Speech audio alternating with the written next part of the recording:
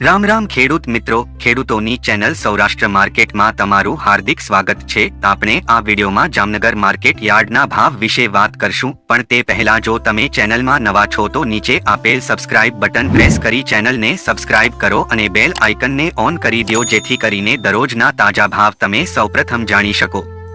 અને મિત્રો, વિડીયોને છેલ્લે સુધી જોજો, જેથી તમને તાજા ભાવનો ખ્યાલ આવે। તો આજના ભાવ આ પ્રમાણે રહ્યા હતા।